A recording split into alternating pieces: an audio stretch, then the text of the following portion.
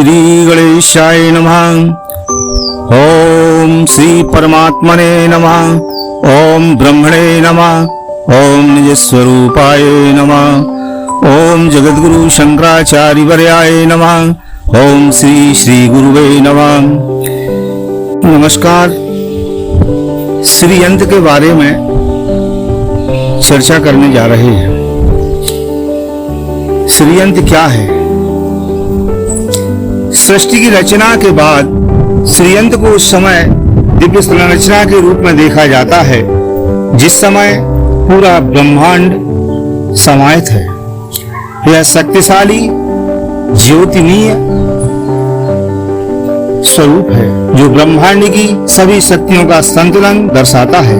श्रीयंत्र को स्थूल ब्रह्मांड का सूक्ष्म रूप माना जाता है जो मूल कारण अर्थात आदिशक्ति त्रिपुर सुंदरी की अभिव्यक्ति है और यह यंत्र उसके 9 रूपों को समेटे हुए तंत्र शास्त्र में श्रीयंत्र की संपूर्ण जगत का मानचित्र कहा गया है। यह दिखाता है कि कैसे परम चेतना शिव और मूल ऊर्जा शक्ति ने भौतिक जगत और आध्यात्मिक जगत को रचा है। सृष्टि के बाद जब धर्म तप और साधन का आरंभ हुआ तब श्रीयंत्र को साक्षात देवी का निवास स्थान माना है। इसकी पूजा से साधक त्रिलोक में स्थित सभी शक्तियों से संपर्क साध सकता है। श्रीयंत्र नित्य अखंड और कलातीत सृष्टि के पहले जब बीज रूप में था और सृष्टि के बाद वह व्यापक रूप में प्रकट हुआ। अतः श्रीयंत्र सृष्टि के बाद एक दिव्य दर्शन है। यह न केवल ब्रह्मांड की संरचना है बल्कि उसमें व्याप्त शक्ति है। जिस समय सर्वत्र अंधकार था, अहोरात्र का भेद नहीं था, जगत व्यक्त नहीं हुआ था और वह असत भी नहीं था। प्रथम ब्रह्म अज खंड माया, इच्छा से कर पुरुष उपजाया। पुरुष से भयऊ महातत्व देवा, महातत्व से भा निरंकारा। निरंकारा से प्रणव विचारा, प्रणव सुभयो 3 गुण जानो। सतरज तामस आदि बखानो, त्रय गुण से त्रय देव बखानो।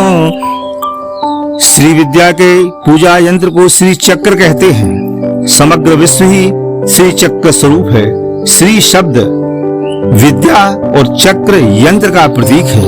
एकमात्र यही ऐसा चक्र है जो संपूर्ण ब्रह्मांड का प्रतीक है।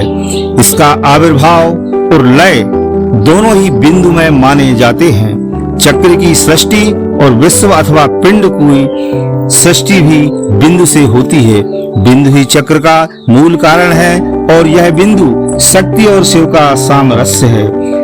शिव को संहारात्मक अग्नि तथा शक्ति को सर्गात्मक सोम माना जाता है। दोनों शक्तियों का सामरस्य रवि है। यही बिंदु चक्र के मध्य में स्थित है। मध्य बिंदु महाचक्रम नित्यम श्री त्रिपुरामयम केंद्र बिंदु है। इस केंद्र बिंदु में भगवान शिव का निवास है। उसके बाद त्रिकोण, अष्टकोण, अंतरदशार, भैरदशार, चतुर्दशार, अष्टदल, 16 दल, 3 वृत्त और 3 भूपुर हैं। इस यंत्र में कुल 43 त्रिकोण, 28 मर्म स्थल और 24 संधियां होती हैं। जहां 3 रेखाएं मिलती हैं वह स्थान मर्म, जहां रेखाएं मिलती हैं वह संधि स्थल कहलाता है। त्रिकोणों में 4 त्रिकोण ऊर्ध्वमुख और 5 त्रिकोण अधोमुख है। जो त्रिकोण ऊर्ध्वमुख हैं वे शिव त्रिकोण कहलाती है तथा अधोमुख त्रिकोण शक्ति के। इसके आगे की चर्चा अगले भाग में करेंगे।